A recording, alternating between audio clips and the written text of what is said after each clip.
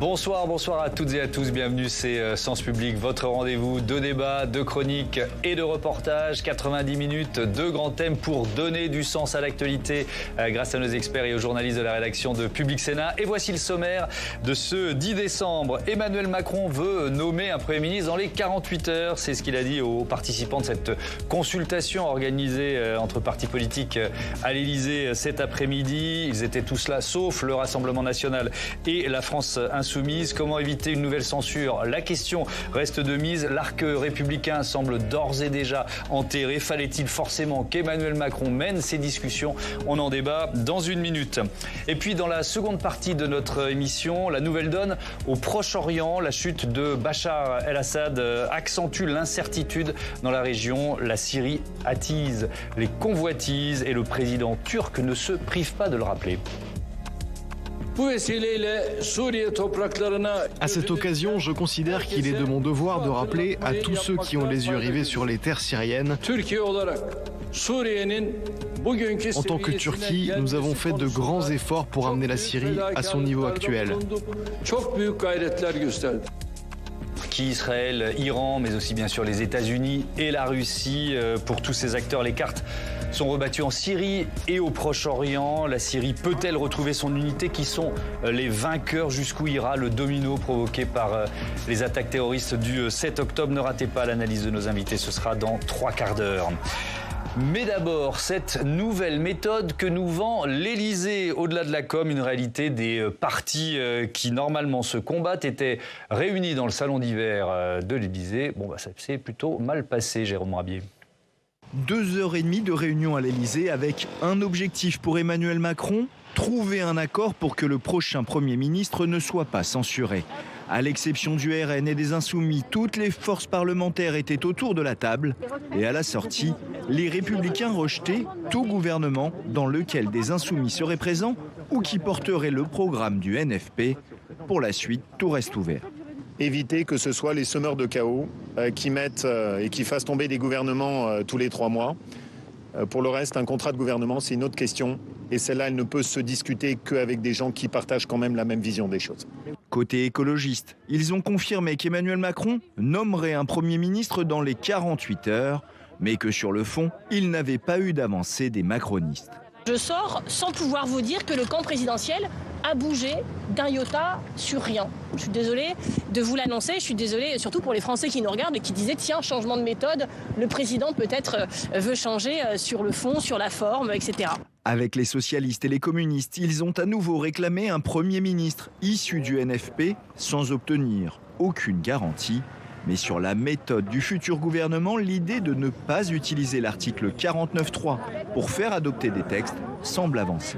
Ça a été repris par Horizon, ça a été repris par le Modem, ça a été évidemment repris par l'ensemble de la gauche.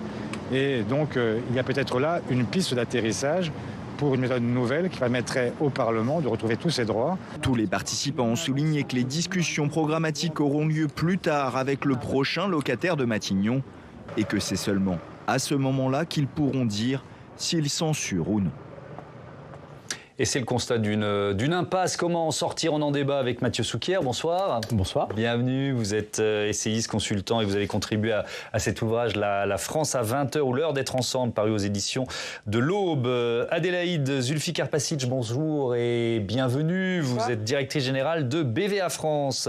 Adrien Matou, bonsoir. Bienvenue, rédacteur en chef du service politique de Marianne et Sophie Dravinel. Bonsoir Thomas. Bienvenue à vous, éditorialiste politique. Bon allez, on commence par une question très générale. Mathieu Souquier, quel bilan vous faites là de ces consultations? Alors, première chose, la méthode nouvelle est un marronnier du macronisme depuis 2017. C'est ce que je disais en titre. Hein. Voilà, j'étais étonné d'ailleurs que Marine Tondelier morde à l'hameçon il y a quelques heures ou hier ou je ne sais plus quand en disant incroyable nouvelle méthode. Je ne sais pas qui y croit. Le problème, c'est que on lasse nécessairement l'opinion quand on répète ce genre de mantra et qu'on ne les respecte pas du tout derrière. Non, en réalité, non seulement c'est un marronnier, mais l'autre marronnier quand même, c'est la volonté systématique d'Emmanuel Macron d'être au centre ou de se remettre au centre.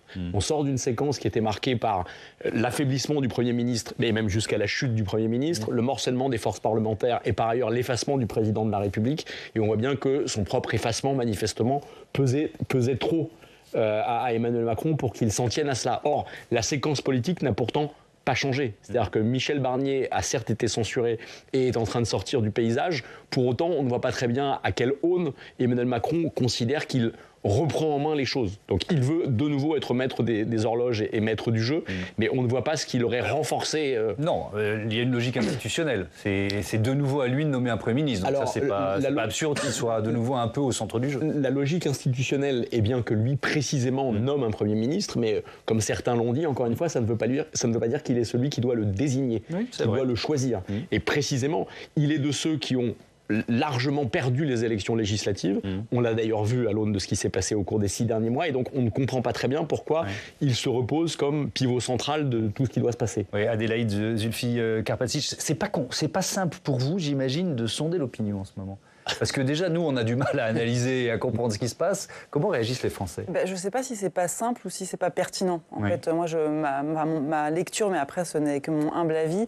J'ai peut-être d'autres confrères je dis des confrères, c'est surtout des confrères qui font autrement. Je pense que la période actuelle est pas propice à faire des enquêtes d'opinion. Ou alors, on peut en faire sur des réactions, sur des sujets très précis. Par exemple, est-ce que vous êtes pour ou contre la censure ? Est-ce que c'était une bonne ou une mauvaise chose ? Mais on voit aussi parfois qu'avec du recul, les Français se prononcent sur des choses dont ils n'ont pas complètement la maîtrise ni la compréhension. Je reprends par exemple l'exemple de la dissolution, où les enquêtes d'opinion qui avaient pu être réalisées avant la dissolution nous disaient que les Français sont favorables à une dissolution, mais ils n'avaient aucune vision, aucune lecture des conséquences de cette dissolution. Et je ne suis pas sûre que si on leur posait la question rétroactivement... La question aujourd'hui, peut-être qu'ils diraient qu'il fallait mieux pas y aller. Voilà, il y a des choses qui prennent le temps d'infuser. Ce qui est plus intéressant, c'est de regarder ce qui se passe dans le temps moyen et dans le temps long. Donc effectivement, il y a des choses qui se cristallisent. On a évoqué tout à fait à l'instant la volonté d'Emmanuel Macron de se remettre au centre du jeu. Je pense qu'il a quand même... peut-être qu'il a conscience, j'en sais rien, mais la situation qu'on vit aujourd'hui, il l'a en partie créée. Et du point de vue de l'opinion publique, on arrivait quand même à une phase où il y a un sentiment à la fois de détestation, mais aussi de forte responsabilité portée par Emmanuel Macron, qui est vraiment celui qui endosse la responsabilité de la crise aux yeux des Français. Après, pardon de vous interrompre, même après la chute du gouvernement Barnier, la motion de censure... actionné notamment par le Rassemblement national, mais aussi le Parti socialiste qui a décidé d'y participer. De manière très conjoncturelle sur effectivement qui est responsable du renversement du gouvernement, on ne va pas dire que c'est Emmanuel Macron, mais sur la séquence politique, et c'est un sentiment quand même, je pense, de délitement et de crise politique, je pense que le président de la République est celui qui est tenu comme le plus responsable de cette séquence aux yeux des Français. Alors on va régulièrement pendant ce débat écouter les réactions qui sont intervenues juste après cette réunion à l'Élysée. On commence par Laurent Wauquiez, c'est le premier à être sorti avec les autres représentants du parti LR. Le constat d'un contrat de gouvernement impossible, écoutez. Dans cette discussion, tout le monde n'a pas la même vision de ce qu'il faut pour la France en matière de pouvoir d'achat, en matière de travail, en matière d'assistanat, en matière d'immigration. Et donc autant j'espère qu'il peut y avoir un accord pour au moins ne pas faire tomber un gouvernement, autant nous ne croyons pas à la possibilité de discuter un contrat de gouvernement avec des gens qui ne partagent pas la même vision de ce qu'il faut faire pour la France. Et donc soyons au moins responsables, concentrons-nous sur cette première étape, éviter que ce soit les semeurs de chaos qui mettent et qui fassent tomber des gouvernements tous les 3 mois. Pour le reste, un contrat de gouvernement, c'est une autre question. Et celle-là, elle ne peut se discuter qu'avec des gens qui partagent quand même la même vision des choses. Alors, on reparlera, si vous le voulez bien, du pacte de non-censure, qui est une partie de l'intervention de Laurent Wauquiez, mais c'est peut-être à ça qu'a servi cette consultation, Adrien Matou, finalement, faire le constat qu'on ne peut pas mettre dans le même gouvernement des communistes et des LR, quoi. Oui, ce matin, je m'avouais assez pessimiste sur l'issue de la réunion, ça n'a pas manqué. C'est vrai qu'on a beaucoup parlé depuis 2 jours de ce fameux gouvernement d'intérêt général. Expression un peu curieuse, qui veut dire que les gouvernements précédents représentaient des intérêts particuliers. En fait, on peut espérer que tous les gouvernements depuis le début de cette 5e République étaient d'intérêt général. En tout cas, essayent de l'être. Je pense qu'en fait, on pensait plutôt à un gouvernement d'union nationale, qui est expression consacrée pour dire qu'on met un petit peu tout le monde autour de la table dans des conditions exceptionnelles. C'est pas le cas parce qu'il y a des divergences de fond. Laurent Wauquiez a raison. On ne peut pas mettre dans le même gouvernement Bruno Retailleau et Marine Tondelier, sauf à être complètement incohérent sur le fond. Après, moi, ce que je retiens plus globalement de la séquence, c'est qu'on est quand même en plein dans le régime des partis. Je pense que le général de Gaulle se retournera dans sa tombe s'il voyait la situation actuelle. Parce que ce à quoi on a assisté quand même cet après-midi, c'est quand même un défilé de chefs de parti, tous plus ou moins en déroute. Il n'y a aucun des chefs de parti présents cet après-midi à l'Élysée qui a fait des résultats brillants aux élections législatives. qui défilent pour nouer des accords de non-censure, des contrats de gouvernement, on ne sait pas trop, tout est dit dans un langage parlementaire qui, je pense, est vraiment complètement abscon aux yeux des Français. Je suis journaliste politique, je suis censé être passionné par ce qui se passe et je trouve ça assez ennuyeux, pour être tout à fait honnête. Même chez nous, il y a un peu de lassitude, on doit l'avouer. Donc j'imagine ce que pensent les Français qui sont un peu plus éloignés de la politique de tout ça. Vraiment, je pense qu'on est vraiment dans les affres non pas d'un régime parlementaire, mais du pire de ces régimes-là où toutes les combinaisons sont un petit peu obscures et en plus n'aboutissent à rien pour l'instant. Alors pour l'instant, ça pourrait être aussi l'occasion de renouer avec un parlementarisme constructif. Je suis pas sûr. Pour l'instant, on a plus le mauvais côté de ce genre de régime. Le chemin, Sophie. Alors justement, ce qui est sûr parmi toutes les incertitudes, c'est que la gauche qui est arrivée à ces réunions n'avait aucune intention de participer à un éventuel gouvernement. La seule chose qui se jouait, c'était une clause de non-agression dans cette guerre entre les partis, justement. Et donc, il n'a jamais été question. Moi, j'ai eu hier Cyrielle Châtelain, qui dirige le groupe des écologistes à l'Assemblée. Elle m'a dit, mais il n'est pas question, demain, donc aujourd'hui, d'imaginer que nous puissions être dans un même gouvernement que M. Retailleau, ni même que François Bayrou. Oui, et à l'inverse, Laurent Wauquiez et Bruno Retailleau disaient la même chose, d'ailleurs. Oui, et même pour Laurent Wauquiez, ça peut aller jusqu'à François Bayrou. Il n'est même pas sûr de vouloir aller jusqu'au centre centriste. Donc ça, c'est une certitude, il n'avait aucune intention. Oui, avec effectivement cette volonté, cette demande réitérée par les trois partis de gauche et écologistes qui étaient présents à cette réunion, à ces consultations. Il nous faut un Premier ministre de gauche. Boris Vallaud. Nous sommes venus dire au président de la République, auquel nous l'avions déjà dit, ainsi qu'aux responsables politiques qui étaient autour de la table, que de façon consubstantielle à la motion de censure, était la revendication de l'exercice par la gauche des responsabilités. C'est la raison pour laquelle nous avons réaffirmé que le changement devait s'incarner dans un Premier ministre de gauche, ouvert au compromis. Et nous avons évoqué ce que pouvait être cette méthode-là, puisque nous ne sommes pas venus chercher ni une nouvelle alliance, ni une grande coalition, mais la possibilité de la stabilité dans la justice et dans le changement. Boris Vallaud, le président du groupe PS à l'Assemblée. Mathieu Souquier, le balancier de cette première tentative de sortir du chaos ou du blocage institutionnel de la part d'Emmanuel Macron était à droite. Est-ce qu'il peut être à gauche dans les 48 heures, si tant est qu'ils tiennent la promesse faite au chef de parti qui était à l'Élysée? Alors oui, c'est sûr que plusieurs options s'offrent à lui quand même. En tout cas, la première équation, celle qu'il a tenté de résoudre avec Michel Barnier, n'a pas fonctionné. Le problème, on en a peut-être déjà parlé ici, le problème est désormais double. Il n'est plus uniquement politique, il est aussi budgétaire et économique. Et en réalité, si l'équation de Michel Barnier l'été dernier était déjà très difficile, elle est devenue impossible à cause de l'explosion du déficit et du budget à faire voter. C'est-à-dire que personne dans le contexte n'a envie d'endosser la moindre part d'impopularité liée à l'adoption d'un budget austéritaire. S'il faut réellement trouver 60 milliards, Michel Barnier hier ou un nouveau Premier ministre demain ne trouvera aucun allié pour faire adopter un tel budget. Et en réalité, précisément, l'équation budgétaire est tellement compliquée que pour essayer de la surmonter ou de la résoudre, vous devez avoir un socle majoritaire extrêmement large et extrêmement solide. Et on n'y est pas. Et j'avoue que je me demande en fait dans quelle mesure le successeur de Michel Barnier pourra faire mieux que Michel Barnier, quelle que soit finalement sa couleur politique, à cause du contexte budgétaire. Je pense que le contexte budgétaire vient rendre encore une fois le contexte politique absolument épouvantable. Ouais. Et si on regarde du côté des milieux économiques, c'est intéressant de voir que la perception des options qui avaient été prises par Michel Barnier, d'ailleurs assez surprenante pour certains, qui étaient quand même d'une sorte de choc fiscal, il y avait des craintes très fortes que ce soit récessif, que ça provoque une récession en France. Je ne sais pas si vous avez sondé, Adélaïde Zulfikar-Pacic, les chefs d'entreprise, cette inquiétude. Alors effectivement, ce qu'ils demandent toujours les chefs d'entreprise, c'est un cap. C'est une vision à long terme, donc là c'est perdu. Mais cette crainte d'un choc fiscal qui provoque la récession, c'est assez présent dans la réaction. On ne l'a pas sondé, mais je pense qu'on peut le voir dans les données économiques et dans les réactions de... Enfin, voilà, nous, en tant qu'entreprise, on le ressent.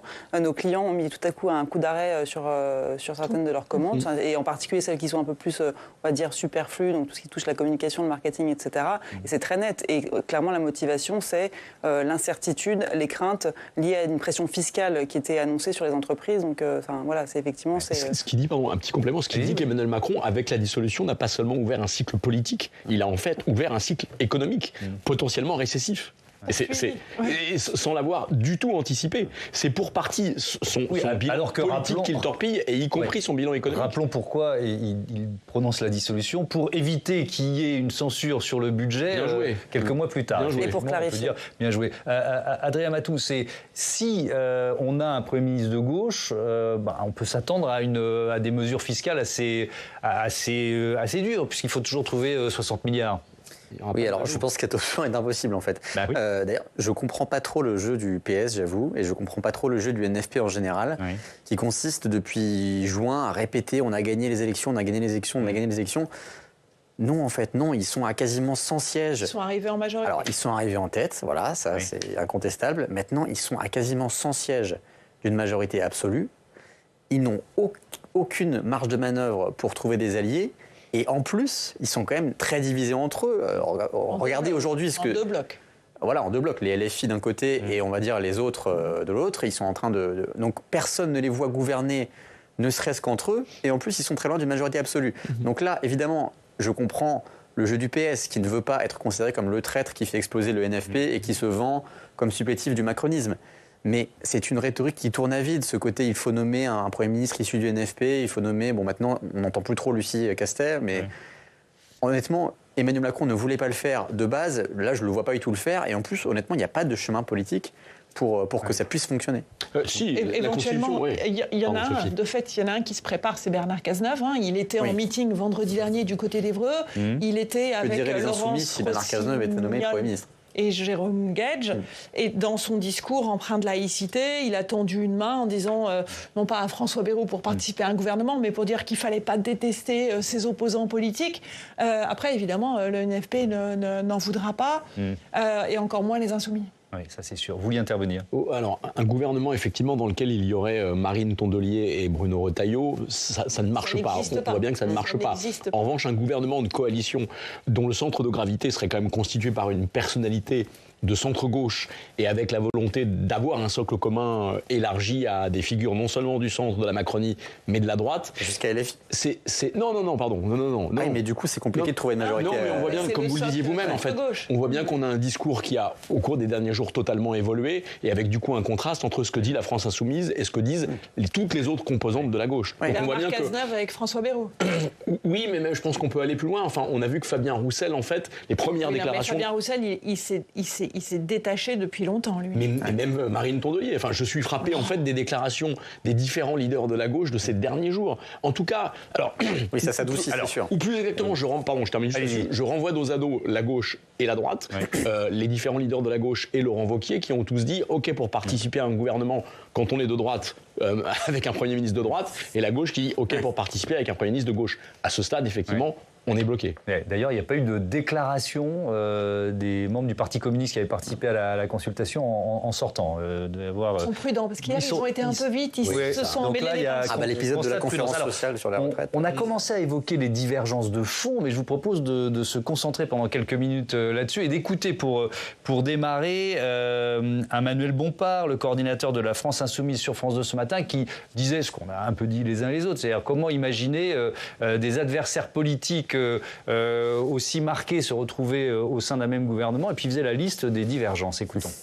J'appelle tout le monde à revenir à la raison.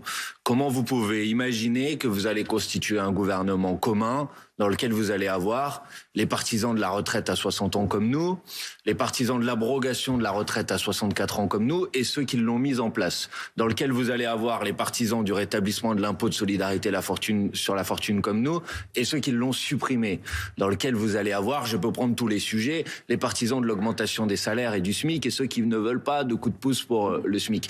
Je pense qu'il faut respecter la démocratie. La démocratie, c'est des projets politiques différents, et donner l'impression qu'on peut mettre tout ça autour de la table et faire une sorte de gloubi-boulga de gouvernement avec une politique qui conduirait à ce que les uns et les autres renient les engagements qu'ils ont pris devant les électrices et les électeurs, je pense que c'est pas sérieux.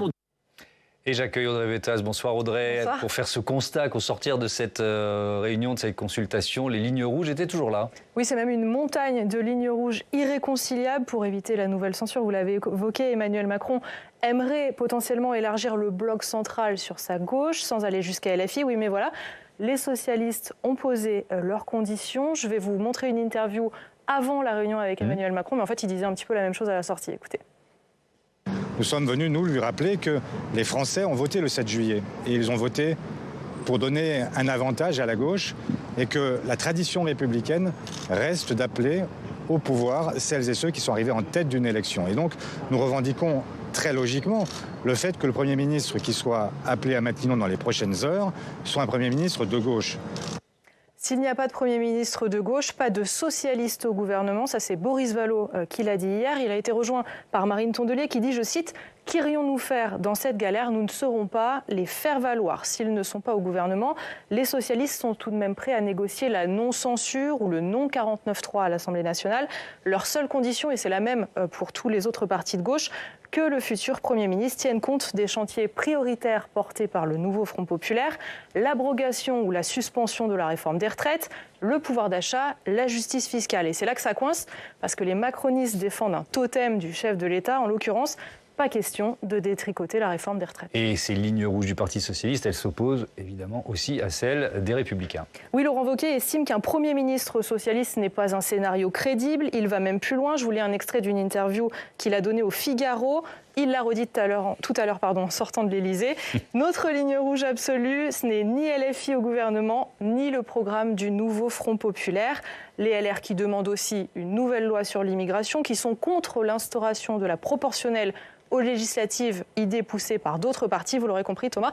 Les choses sont très compliquées, notamment à 48 heures de l'annonce potentielle d'un nouveau Premier ministre. Oui, c'est notre titre, l'impasse totale. Merci beaucoup Audrey. Je voudrais qu'on se concentre quand même sur cette idée de non-censure et de non-49.3. Mathieu Souquier, bon, est-ce que ça peut permettre de sortir de cette impasse dans laquelle on est ?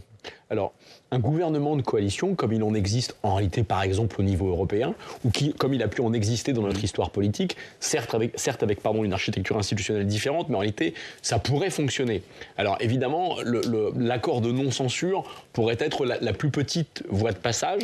Ce qui est sûr quand même, c'est que l'ensemble des partis dits de gouvernement, du Parti communiste jusqu'à LR, a totalement changé de discours, de tonalité de discours depuis la censure. Ça, c'est réel. Et c'est pas un hasard. Du Parti communiste à LR, on a des gens qui ont été aux responsabilités gouvernementales ou sont encore avec des responsabilités locales. Ce qui distingue l'extrême droite, le RN et LFI précisément, c'est de n'avoir aucune responsabilité, pas même locale, à part quelques villes pour le RN, mais en réalité très peu, et pas des grosses, ou si peu, et LFI aucune responsabilité locale. On voit bien qu'ils sont de ce point de vue-là dans un rapport au jeu institutionnel radicalement différent. Alors sans doute que Emmanuel Macron ne les avait pas conviés. Alors, parce qu'il a l'air d'avoir un peu changé dans sa conception de l'arc républicain et qu'implicitement il considère que désormais ni LFI, ni le RN n'y sont. Enfin, ce qui tranche quand même avec la façon dont il a fonctionné avec Michel Barnier, qui précisément quand même appelait Marine Le Pen. On y reviendra sur la cornérisation, pardon de cette expression, mais je n'ai pas trouvé mieux du RN et de LFI. Je trouve que c'est un chapitre intéressant de notre débat. Alors du coup, l'accord de non-censure, pour répondre à votre question, est effectivement pour des partis dits de gouvernement qui ont été quand même secoués politiquement par la censure et qui imaginent que l'opinion quand même peut elle-même nourrir quelques inquiétudes, même s'il y avait une majorité, une courte majorité, je parle sous votre contrôle, pour par exemple même la démission d'Emmanuel Macron, on voit bien que l'instabilité chronique pourrait quand même nourrir dans l'opinion un certain nombre d'inquiétudes. Donc on voit bien que là, les partis dits responsables, en tout cas, voilà, pourrait tomber d'accord sur cet accord de non-censure, ne serait-ce que pour répondre à cette inquiétude potentielle. Adélaïde ? Non, moi, ce qui me frappe en nous entendant et en écoutant votre journaliste à l'instant et puis les réactions des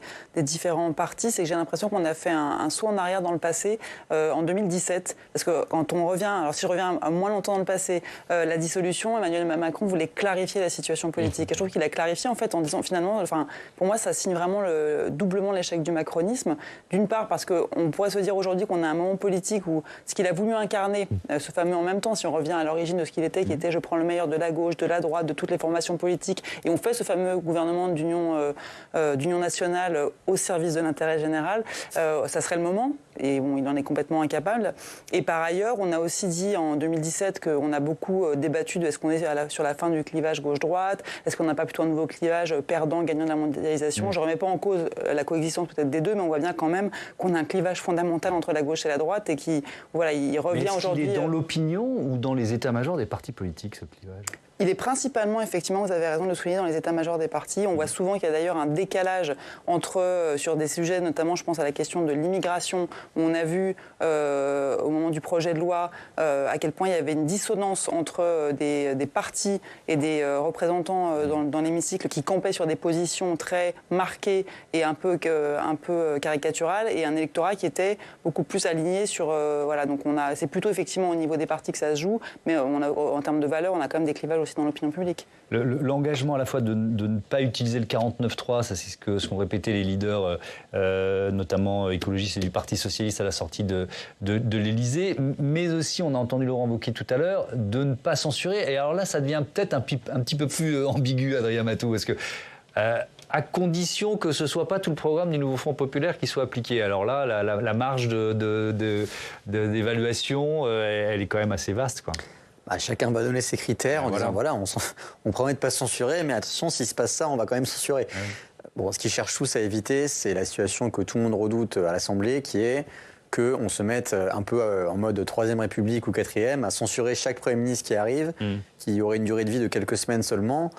Et là, au bout d'un moment, je pense que les Français peut-être se détourneraient un petit peu d'Emmanuel Macron en disant bon, là, c'est la faute des partis. Oui. Et ça il y aurait. Ça ne ferait qu'accentuer le rejet. Oui. Voilà, ça ne ferait qu'accentuer le rejet et ils seraient un petit peu précipités tous dans la même marmite que Macron, qui pour l'instant focalise un peu le mécontentement. Donc vous, des échos, des retours, de contacts que vous avez dans ces différents partis politiques, on va dire républicains, même si je ne vais pas forcément reprendre voilà, la sémantique du président de la République il y a quelques jours, mais ils sont dans cet état d'esprit, c'est-à-dire quand même, essayons de laisser quelques mois au futur gouvernement. Oui, parce qu'ils voient bien que appuyer sur le bouton de la censure, c'est pas quelque chose d'anodin. En fait, c'est pas comme s'opposer à un projet de loi. Là, c'est vraiment un acte qui a des conséquences fortes. Après, moi, j'ai aussi des contacts avec les partis donc non républicains. Je mets des gros guillemets, mais qui voient aussi l'opportunité de ce qui est en train de se passer. Parce que, par exemple, quand vous êtes le RN, que vous avez une rhétorique anti-système et que vous voyez toutes les forces hors LFI se coaliser pour essayer de bricoler quelque chose, ça active une dimension très forte. On va en reparler très vite. Tout de suite là-dessus. Oui, alors justement, moi ce que je voulais dire, c'est que c'est extrêmement structurant, cette différence au sein du NFP entre ceux qui prônent chez LFI la destitution, le départ d'Emmanuel Macron et ceux qui ne le veulent pas. Et quand moi je les écoute et qu'ils me disent « mais nous, on arrive à un moment où on se rend compte que c'est la situation politique de la France à l'international, l'équilibre de notre pays, la survie qui se jouent. Ils sont extrêmement inquiets et je les pense sincères dans cette inquiétude. Et je pense que ce jeu joué par le RN et LFI est jugé extrêmement dangereux dans les partis de l'arc d'Emmanuel Macron. Alors, il y a quand même, Mathieu Souquier, dans la stratégie qui pouvait... Alors, si on essaie de comprendre pourquoi Emmanuel Macron a choisi la dissolution, il y avait éventuellement l'hypothèse très cynique de vouloir faire exploser LR d'un côté et le nouveau Front populaire, la NUPES à l'époque, de l'autre. LR, ça a plutôt fonctionné avec la sortie d'Éric Ciotti. Est-ce qu'il n'est pas en train d'y arriver quand même aujourd'hui avec le nouveau Front populaire ? Parce que là, on a clairement... je ne sais pas si on peut encore parler d'un nouveau Front populaire, d'ailleurs. Oui, alors ça devait arriver tôt ou tard, ou ça arrivera tôt ou tard. Enfin, je veux dire, il y a évidemment un clivage entre LFI et les autres composantes de la gauche qui n'a cessé en plus de s'accentuer depuis notamment le 7 octobre, mais pas seulement le 7 octobre. C'est un processus en fait assez long. Il y a eu plein de choses qui, dans le jeu de Jean-Luc Mélenchon, a au cours des dernières années en fait marqué une forme de césure. À la Fondation Jean Jaurès, on avait publié une étude au moment de la dernière présidentielle qui montrait bien que un électeur sur deux de Jean-Luc Mélenchon, considérait que Jean-Luc Mélenchon constituait une forme de danger pour la démocratie. Et donc, ces gens-là votaient pour Jean-Luc Mélenchon. 48%. Des électeurs à la présidentielle. Des électeurs à la présidentielle qui votaient pour Jean-Luc Mélenchon pour planter le drapeau de la gauche, mais qui savaient pertinemment que Jean-Luc Mélenchon ne serait de toute façon pas président de la République. Donc, on voit bien que tout ça existe et existe depuis longtemps. Alors, il y a la façon dont Jean-Luc Mélenchon a redit une tactique particulière, mais là, il y a une stratégie effectivement de court terme. On voit bien que la stratégie de Jean-Luc Mélenchon, rejoint d'ailleurs par Marine Le Pen dans sa stratégie nouvelle, c'est désormais d'abattre Emmanuel Macron. Mais la décision du Parti socialiste de voter la censure, c'est pour pouvoir sortir de l'accord avec LFI, d'après vous? Non, Non, il y a une vraie logique politique à voter une censure et à orchestrer la chute du gouvernement Barnier, sans même pour autant en la derrière... votant avec le Rassemblement National. Enfin, c'est quand même... Alors, ils ne l'ont pas voté avec le Rassemblement National. Vous prenez la liste avec LFI, on peut prenez la liste des députés qui l'ont voté, il y a François Hollande à côté de Marine Le Pen. Hein, oui. Mais c'est plutôt le RN qui a accepté de se faire humilier. Exactement, par LFI. ils ne l'ont pas voté avec l'extrême droite. L'extrême droite a accepté de se faire humilier pour... Non, mais encore une fois, en politique, c'est pas la même chose. Et c'est pas pour défendre la motion de censure du NFP, c'est pas le sujet en réalité. L'extrême droite aurait déposé une motion de censure seule, précisément, le gouvernement de Michel Barnier n'aurait pas été censuré. Donc l'équation politique n'est pas exactement celle-ci. En tout état de cause, la gauche peut totalement faire chuter le gouvernement sans derrière courir après la démission d'Emmanuel Macron.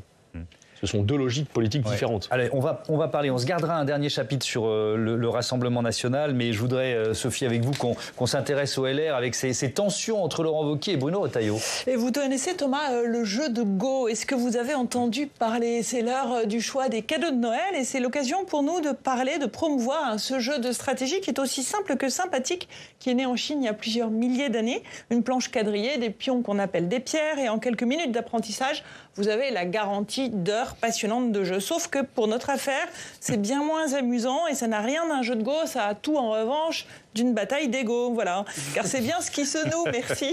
Oui, on avait compris la blague, mais on l'apprécie. Elle est longue à venir.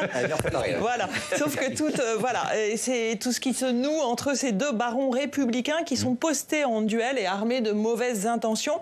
L'un n'est terrien et se voit pousser des ailes pour Beauvau. L'autre se prépare à la présidentielle depuis sa naissance. Pourquoi Bruno Retailleau vise lui aussi 2027? Oui, Laurent Wauquiez ne veut surtout pas que cela puisse être le cas. Il ne le dit pas, Bruno Retailleau. Laurent Wauquiez, justement. Mais il verrait bien la droite retrouver la route de l'opposition pour être en mesure, lui, d'incarner le renouveau lors de la prochaine présidentielle en 2027 ou bien avant. Bruno Retailleau, de son côté, s'agace de voir Laurent Wauquiez militer avec aussi peu de conviction pour que la droite reste au gouvernement. Et il s'agace aussi d'avoir été écarté des discussions avec Emmanuel Macron sur la constitution d'un nouveau gouvernement. Donc Bruno Retailleau veut rester. 3 mois place Beauvau, c'est trop peu, trop court pour se faire connaître et vanter. Qui sait, sait-on jamais. Un jour, un bilan digne de la fonction suprême. Nul n'a nulle envie de retourner au Sénat pour réoccuper la place qu'il avait de président du groupe de droite. Et c'est quand même le plus populaire des ministres de ce gouvernement. Et au moins, il s'est fait remarquer. Et alors, Laurent Wauquiez, lui, défend de nouveau, on l'a vu, l'idée d'une frontière étanche avec le socle centriste. Voilà, notre engagement était auprès de Michel Barnier. C'est ce qu'il a insisté, c'est ce qu'il a dit jeudi dernier. L'ancien président de la région Auvergne-Rhône-Alpes sur France 2, il le redit à mots un peu plus cachés ces dernières heures. Et le Vendéen, de son côté, refuse toute idée d'un chef de gouvernement issu des rangs du NFP, de ceux qui ont voté la censure. Mais Bruno Retailleau ne refuserait pas un François Bayrou ou un Sébastien Lecornu, ce ministre de la Défense dont on se souvient qu'il a organisé avec Thierry Solère des déjeuners ou des dîners avec Marine Le Pen et la gauche d'ailleurs s'en offusque encore aujourd'hui. Alors est-ce qu'on peut se projeter pour conclure vers un autre champ de bataille dans cette guerre d'ego? Eh bien oui, parce qu'il y a la présidence du parti. Elle a été laissée vacante, cette place, après le départ d'Éric Ciotti. Elle devrait retrouver un locataire début 2025 et Bruno Retailleau en 2022 avait déjà tenté sa chance, mais nous n'en sommes pourtant pas là parce que la bataille ces temps-ci, elle se joue heure par heure dans les couloirs du Parlement et dans ceux de l'Élysée. Effectivement, Adélaïde Zulfi Karpasic, est-ce que Bruno Retailleau a effectivement mis à profit ces 3 mois de présence? C'est court, mais il est quand même sorti du jeu, quoi. Il pèse dans l'opinion, on peut le dire maintenant. Oui, alors Sophie le disait à l'instant, il fait partie des ministres appréciés, en tout cas visibles, il a gagné en visibilité. Oui. Et donc quand on regarde sa cote d'influence, enfin, nous on n'a pas une cote de popularité, on a une cote d'influence. La question c'est ce que vous attendez de cette personnalité, qu'elle joue un rôle à l'avenir. Il est dans le top 10 auprès des Français, mais ce qui est intéressant en revanche, c'est quand on regarde auprès des sympathisants, les Républicains, alors ce ne sont pas eux qui vont complètement directement élire le chef de parti, mais il est moins populaire que Laurent Wauquiez. Encore aujourd'hui. Encore aujourd'hui. Laurent Wauquiez a encore une assise encore plus forte auprès des sympathisants LR. On en a déjà parlé sur ce plateau, mais quand même cette obsession présidentielle, Adrien Matou, c'est aussi ce qui explique la situation dans laquelle on est. Bien sûr, personne ne veut aller se salir les mains dans un gouvernement qui est appelé à prendre des mesures impopulaires. Et en plus, vous avez des personnalités comme Laurent Wauquiez, mais pas seulement, qui ne pensent qu'à 2027. Alors parfois, je me permets de le dire, de manière un peu illusoire peut-être, parce que honnêtement, je ne suis pas sûr que beaucoup de Français attendent secrètement que Laurent Wauquiez se lance à l'assaut de l'Élysée. Il n'est pas le seul. Voilà, c'est évidemment une banalité un peu de le dire, mais cette espèce d'obsession de l'échéance qui va arriver en 2027, et maintenant, beaucoup se le disent, en 2025 ou en 2026, si démission il y a du président, ça pollue complètement. En fait, un esprit de coalition, l'esprit de gouvernement d'union nationale ne peut advenir si tout le monde est focalisé sur la bataille d'après. Oui, effectivement. Mathieu ? On sait que Laurent Wauquiez est totalement obsédé par la présidentielle. Sa stratégie depuis déjà un certain moment, un certain temps, c'est de se planquer, c'est de se cacher, c'est de minimiser les risques en étant le plus loin possible. On se souvient qu'au moment de la réforme des retraites, on cherchait les expressions de Laurent Wauquiez pour savoir ce que le chef du Parti des Républicains en fait pensait de cette réforme. Et il s'est bien gardé de dire quoi que ce soit. Et là, on l'a vu effectivement. Alors, dans un premier temps, il doutait de l'opportunité d'une participation des Républicains dans le gouvernement de... Voilà. Une fois Michel Barnier désigné, il a lui-même hésité sur sa participation au gouvernement. On sait que Michel Barnier lui a proposé notamment un grand ministère de l'économie et des finances qu'il a totalement refusé. Il considérait qu'il y avait trop de coups à prendre. Ensuite, il a du coup accepté que d'autres prennent la place. Mais évidemment, il a un problème quand d'autres prenant la place se font et une notoriété et une popularité dans l'opinion. Donc je ne sais pas dans quelle mesure. Je ne suis pas sûr, par exemple, qu'un Nicolas Sarkozy, dans la même situation, aurait, il y a quelques années, adopté exactement la même stratégie. Et je ne sais pas dans quelle mesure celle extrêmement prudentielle de Laurent Wauquiez paiera à la fin. Un dernier mot là-dessus. Nicolas Sarkozy qui n'a pas totalement disparu du jeu et qui n'a pas exclu lui aussi si jamais les événements devaient le rappeler, de revenir. Et si jamais il était en possibilité. Oui, absolument. Mais c'est quand même assez fascinant parce que justement, j'ai entendu un enregistrement d'une de ses interventions devant des dirigeants à un dîner la semaine dernière, un déjeuner de dirigeants d'entreprise. Et il disait, écoutez, si la situation le juge possible, eh bien, je ne m'en empêche pas. Moi, je suis toujours fasciné par ça. Mais c'est pas nouveau. Mais chez lui, chez François Hollande, c'est quand même incroyable. assez. Et c'est certainement pour ça que ce sont devenus des présidents de la République et de tels animaux politiques. Mais bref, faut-il s'en réjouir ? Je n'en suis pas sûr. On va terminer comme prévu et comme promis avec un chapitre consacré au Rassemblement national. On a commencé à en parler les uns et les autres, mais il y avait à ces consultations à l'Élysée ceux qui n'étaient pas là. On a déjà parlé des LFI à propos du Rassemblement national. Et écoutez ce que Marine Tondelier, donc qui représente évidemment les écologistes, dit de la stratégie du chef de l'État et surtout du souhait du chef de l'État de ne pas avoir les lepénistes autour de la table. Le président de la République a insisté plusieurs fois sur le fait qu'ils s'engageaient tous, et plusieurs personnes de la majorité l'ont fait, ils s'engageaient tous à ne plus se mettre dans les mains du Rassemblement national, à ne plus s'appuyer sur le Rassemblement national pour gouverner. Sage nouvelle, sage décision. Ils savent aussi où ça les a conduits.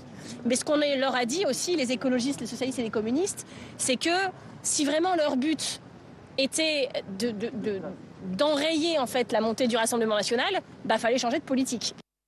Adrien Matou, comment vous analysez cette décision ? Est-ce que vous dites finalement le RN l'a bien cherché, il n'avait qu'à pas censurer ?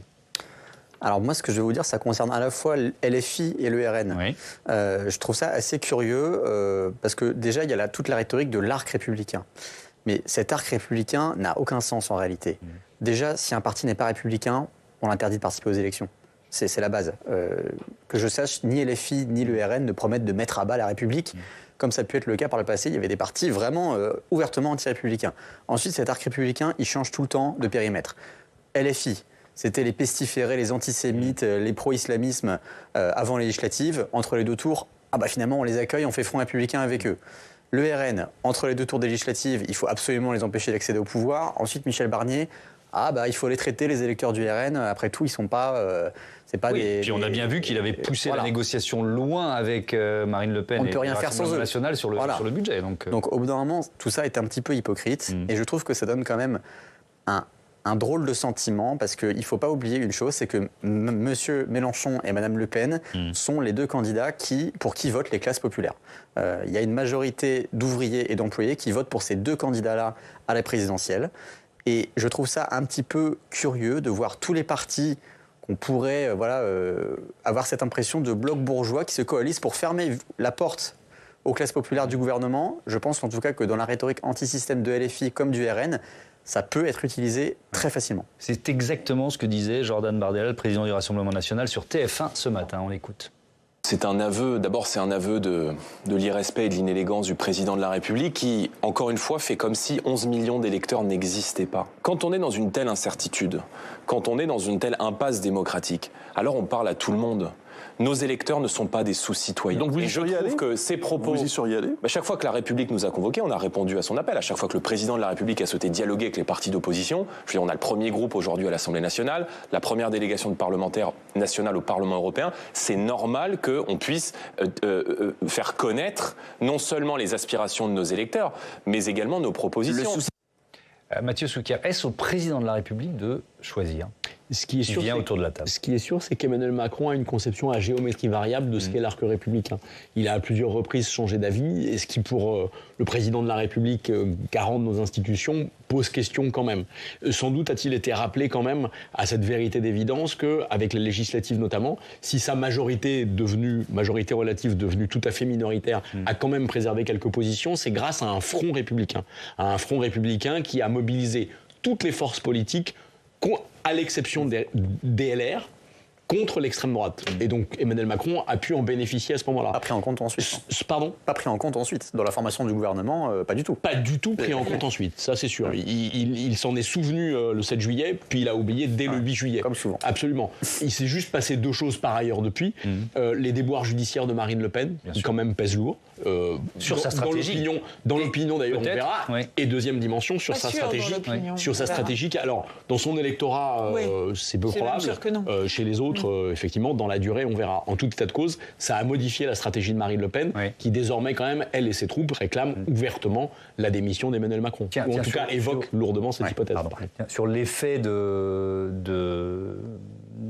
l'actualité judiciaire concernant Marine Le Pen et le Rassemblement national, cette épée de Damoclès de l'inéligibilité, mais aussi peut-être l'effet de la décision de censurer, il y a un petit élément dont on peut parler, c'est cette défaite du candidat lepéniste dans la législative partielle des Ardennes, Jordan Duflot, qui a été battu par un ancien macroniste qui maintenant est sans étiquette, Lionel Buber. Et quand vous voyez le score, ça s'est joué à quelques centaines, je ne sais pas combien il y avait d'électeurs. 372. Ah ben merci, vous êtes beaucoup plus pro que moi, 372 voix. Ça, et 30% de participation. C'est ça, voilà. C'est donc pas beaucoup de leçons à tirer. Non, j'allais dire, on sera plutôt dans la spéculation. Est-ce que c'est à cause de la censure ? Est-ce que c'est à cause effectivement des affaires des assistants parlementaires ? Ou est-ce que c'est pas plutôt la conséquence de toute cette séquence qui lasse les Français et qui se détourne encore plus des urnes en allant, voilà, on voit quand même sachant qu'il y a toujours moins de participation dans une partielle bien sûr, mais là c'est particulièrement faible. Exactement.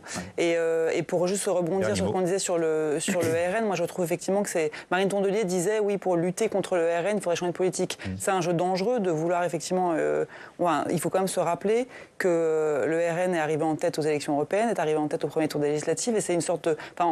on est en train effectivement de passer sous silence et presque de mépriser un électorat, effectivement un électorat populaire en grande partie, mais pas seulement. C'est un électorat qui est de plus en plus, justement, il y a une porosité de plus en plus grande. Et moi, je pense qu'au contraire, c'est sans doute une machine à alimenter le vote RN, de regarder comme on ne considère pas. Donc voilà, effectivement, l'avenir le dira. Sauf que la partielle ne le dit pas. Mais, et qu'on était un petit peu quand même à distance de ce qui s'est passé pour la justice pour Marine Le Pen. Donc on aurait pu imaginer que ça ait un soutien. Un effet mobilisateur. Un effet mobilisateur, au moins même sur 30% de l'électorat, mais de fait... à suivre. Merci beaucoup. On termine là-dessus votre livre, Mathieu Souquier, La France à 20h, ou L'heure d'être ensemble, publié aux éditions, livre collectif aux éditions de l'Aube.